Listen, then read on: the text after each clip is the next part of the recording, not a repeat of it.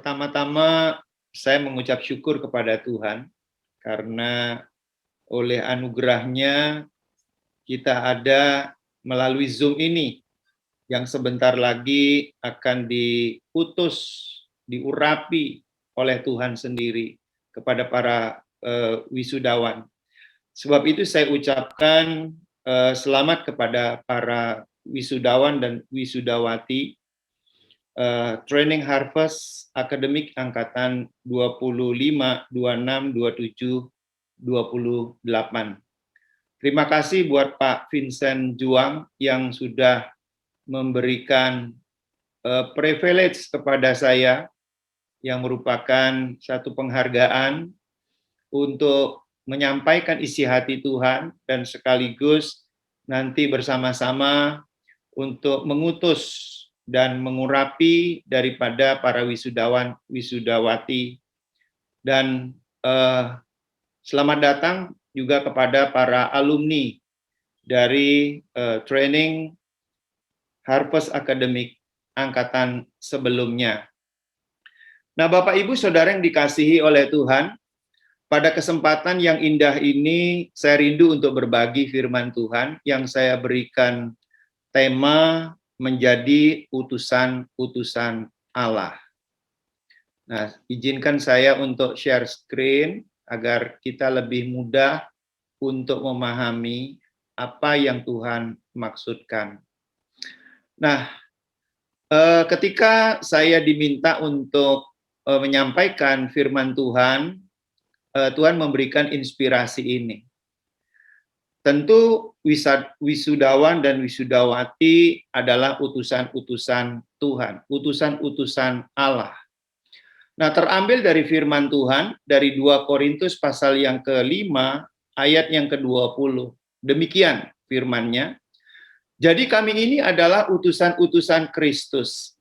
Seakan-akan Allah menasehati kamu dengan perantaraan kami.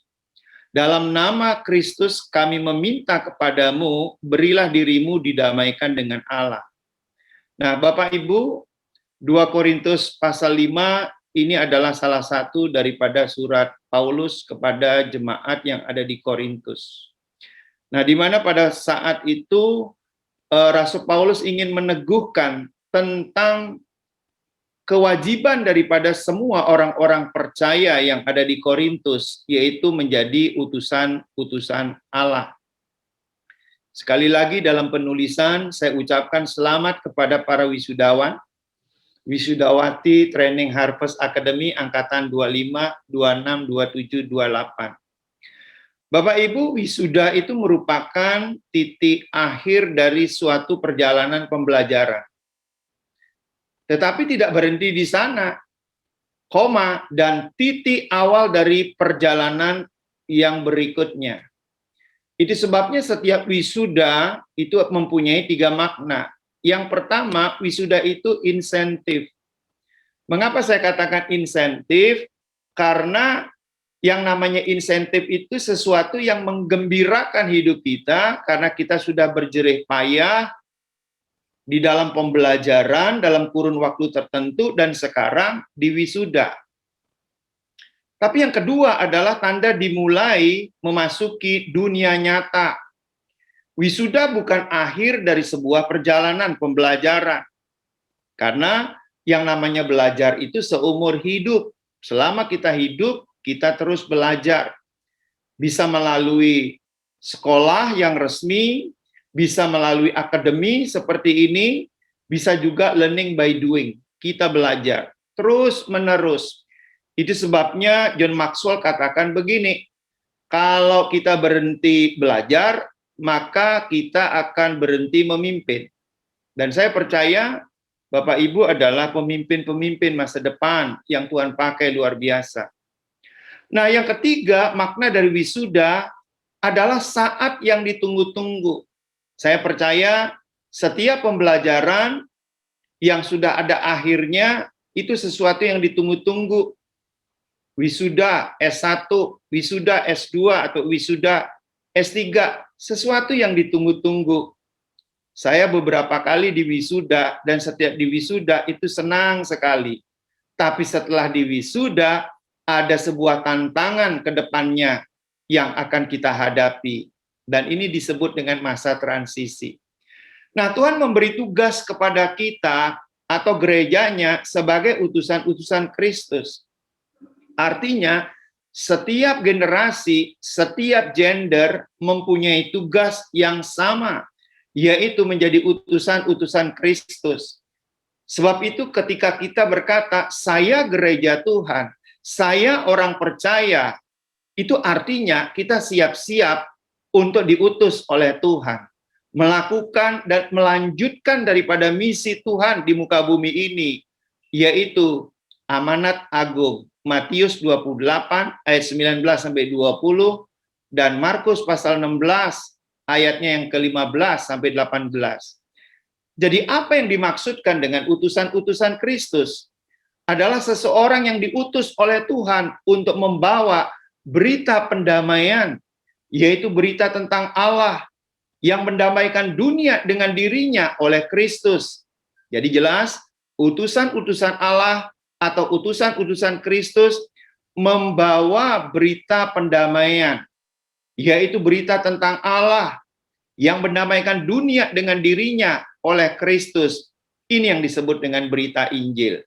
Tidak ada yang lain yang dibawa oleh utusan-utusan Allah di muka bumi ini. Sebab itu setiap utusan Allah memiliki misi yang berbeda di setiap generasi. Namun pada esensinya sama, yaitu pertobatan dan keselamatan jiwa-jiwa. Bapak Ibu, kalau kita melihat di zaman sekarang ini kan ada beberapa generasi. Kalau saya sudah termasuk generasi baby boomer. Tetapi mungkin juga ada yang sudah silent. Tapi ada yang generasi Y, generasi X, dan generasi Alpha. Nah, masing-masing generasi Tuhan mempunyai pesan khusus, Tuhan juga mempunyai misi khusus kepada generasi ini. Tapi ujung-ujungnya sama, yaitu pertobatan dan keselamatan jiwa-jiwa. Sebab itu kita harus sadar sebagai utusan-utusan Allah, kita masuk di generasi apa. Nah, Bapak Ibu, kita memahami generasi ini untuk memudahkan kita mengabarkan kabar baik kepada setiap generasi yang kita jumpai. Nah, oleh karena itu, saya rindu untuk berbagi pengalaman saya ya di dalam pengabaran Injil dan sampai hari ini dalam pelayanan. Sebenarnya apa kriteria utusan-utusan Allah? Maaf, utusan-utusan Allah tidak cukup hanya lulus training, habis itu selesai, tidak cukup. Nah, ada beberapa kriteria kalau kita belajar dari 2 Korintus pasal yang ke-5. Yang pertama adalah takut akan Tuhan. Di dalam 2 Korintus pasal 5 ayat yang ke-11, saya akan bacakan. Kami tahu apa artinya takut akan Tuhan. Karena itu kami berusaha meyakinkan orang, bagi Allah hati kami nyata dengan terang, dan aku harap hati kami nyata juga, demikian bagi pertimbangan kamu. Syarat utama sebagai utusan Allah adalah takut akan Tuhan. Enggak dapat ditukar-tukar. Takut akan Tuhan itu berarti hormat, gentar, taat, setia kepada Tuhan. Menghormati firman Tuhan. Tuhan adalah segala-galanya bagi dirinya. Nah, itu sebabnya banyak utusan-utusan Allah gagal di tengah jalan. Berhenti di tengah jalan. Karena apa? Dasar daripada kriterianya enggak terpenuhi. Sebenarnya dia bukan takut akan Tuhan. Bisa karena emosi dia menjadi utusan Tuhan. Maaf, bisa juga untuk perutnya sendiri dia menjadi utusan Tuhan. Tapi dasar daripada utusan Tuhan adalah takut akan Tuhan. Kalau kita takut akan Tuhan, apapun tantangan, rintangan, masalah yang Tuhan izinkan terjadi, Bapak, Ibu, dan saya mengandalkan Tuhan. Dan kalau kita mengandalkan Tuhan, Tuhan berperkara atas hidup kita. Segala persoalan Tuhan dapat selesaikan. Firman-Nya berkata, bersama dengan Allah, aku cakap melakukan perkara-perkara yang besar. Syarat yang kedua atau kriteria yang kedua adalah tidak sombong. 2 Korintus 5 ayat yang ke-12. Saya bacakan, dengan ini kami tidak berusaha memuji-muji diri kami sekali lagi kepada kamu, tetapi kami mau memberi kesempatan kepada kamu untuk memegahkan kami, supaya kamu dapat menghadapi orang-orang yang bermegah karena hal-hal lahiriah dan bukan batiniah. Nah, utusan-utusan Allah bukan sebuah kebanggaan. Maaf, ketika kita selesai di wisuda, bukan untuk dibanggakan, tetapi ini permulaan kita memasuki satu masa yang nyata. Namun sebuah kehormatan yang harus dilaksanakan demi kemuliaan namanya. Banyak orang setelah lulus sombong, lulus S1 sombong, akhirnya nggak dapat pekerjaan. Lulus S2 juga sombong, atau S3 nggak dapat pekerjaan. Sebenarnya pengetahuan, keterampilan, ilmu yang diperoleh itu dapat diaplikasikan. Itu sebabnya utusan Allah bukan sebuah kebanggaan, namun sebuah kehormatan yang harus dilaksanakan demi kemuliaan namanya. Kriteria yang ketiga adalah menguasai diri.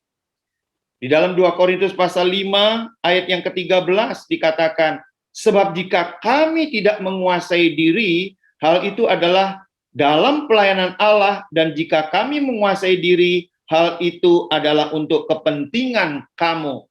Seorang utusan Allah sejatinya seorang yang penuh Roh Kudus, sehingga buah roh nyata dalam kehidupannya. Dan kita tahu salah satu buah roh adalah penguasaan diri.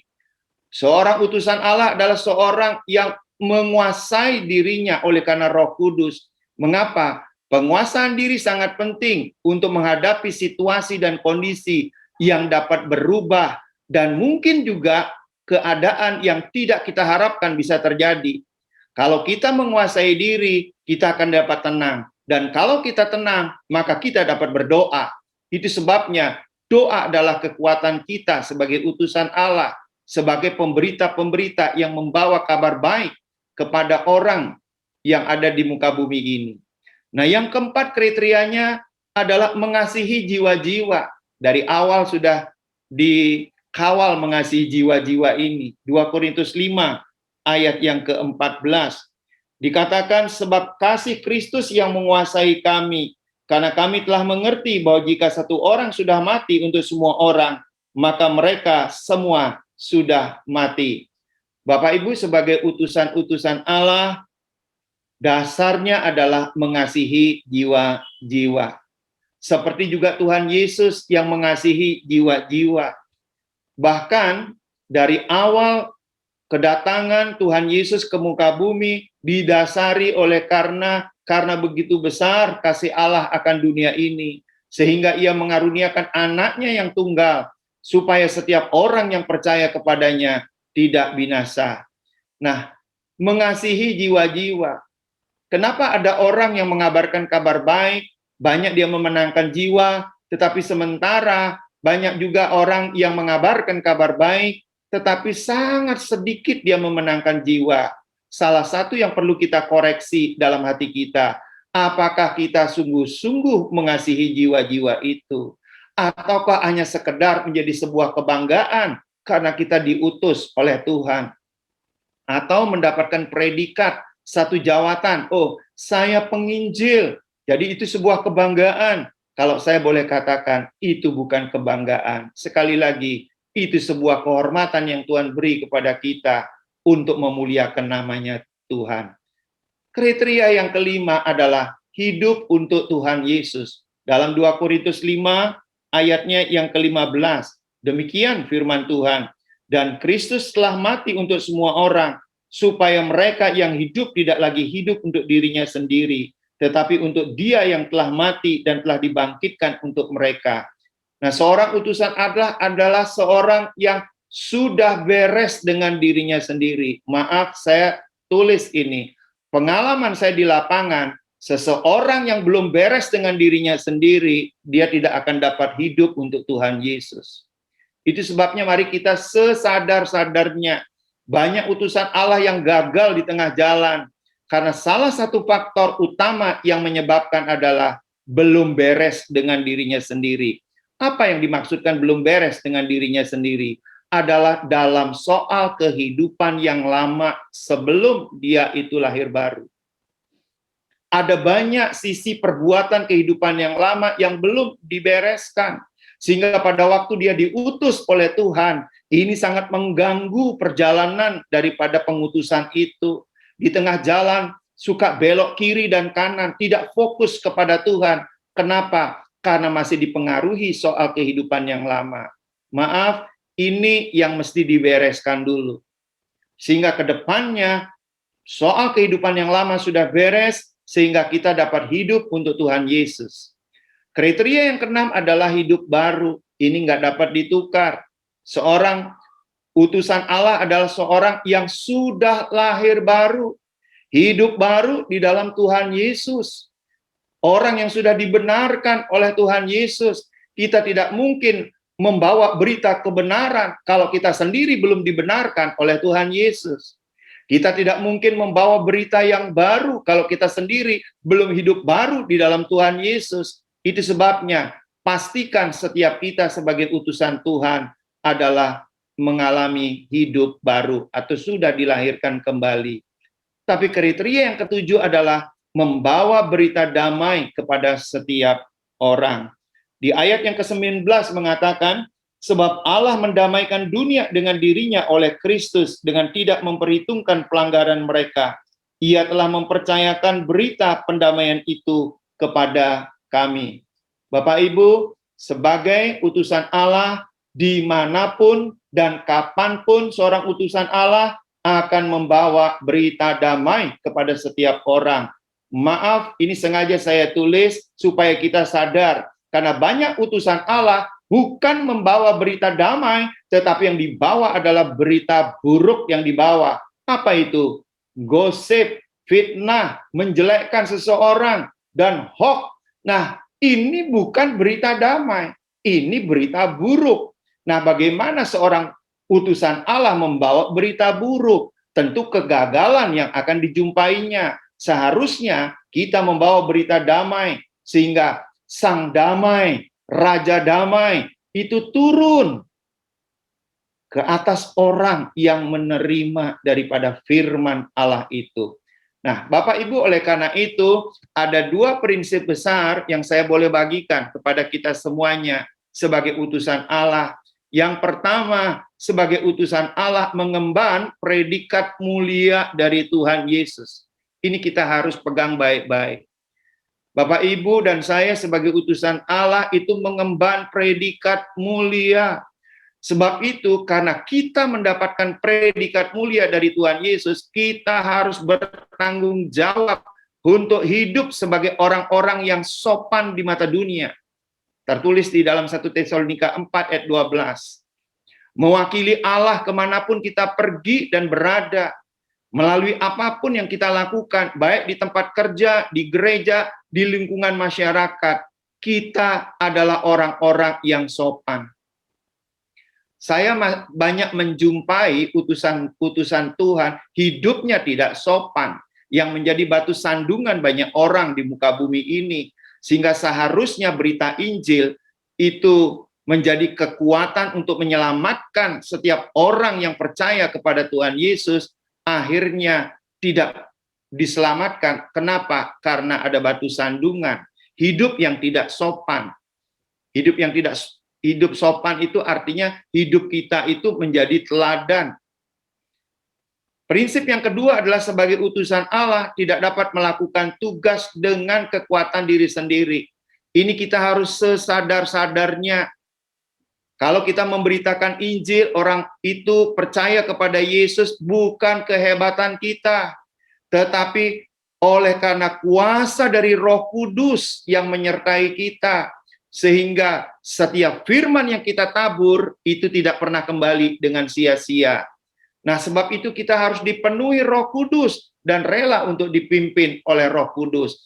Nah, dua prinsip besar ini menjadi pegangan kita bersama-sama. dan ini juga menjadi pegangan saya sampai hari ini. Nah, yang terakhir, sebagai utusan Allah itu mendapatkan upah, Bapak Ibu. Di dalam Markus 10 ayat 29 sampai 30 saya akan bacakan. Jawab Yesus, "Aku berkata kepadamu, sesungguhnya setiap orang yang karena aku dan karena Injil meninggalkan rumahnya, saudaranya laki-laki atau saudaranya perempuan, ibunya atau bapaknya, anak-anaknya atau ladangnya, orang itu sekarang pada masa ini juga akan menerima kembali 100 kali lipat rumah, saudara laki-laki, saudara perempuan, ibu, anak, dan ladang, sekalipun disertai berbagai penganiayaan. Dan pada zaman yang akan datang, ia akan menerima hidup yang kekal." Inilah upah daripada utusan-utusan Allah. Bapak Ibu yang dikasihi oleh Tuhan, saya tulis ini adalah firman rema bagi saya, sebagai orang yang awalnya saya bukan orang Kristen, saya dari Hindu, tetapi oleh karena kasih Tuhan, Tuhan memilih saya untuk menjadi anaknya, sehingga sampai hari ini saya menjadi hambanya. Itu sebabnya apa yang tertulis dalam Markus 10 ayat 29 sampai 30 saya sudah terima. Dan kalau saya menerima, saya percaya firman yang sama Bapak Ibu juga terima. Dengan catatan, kita adalah utusan-utusan Allah yang berkenan di hati Tuhan. Nah, demikian pesan daripada firman Tuhan yang saya boleh sampaikan kepada kita semuanya, dan biarlah pesan ini menjadi bekal bagi kita dan kekuatan kita. Kita berdoa untuk firman Tuhan. Sungguh kami mengucap syukur buat firman Tuhan yang boleh kami dengar bersama-sama. Dan biarlah firman Tuhan ini menjadi kekuatan bagi kami.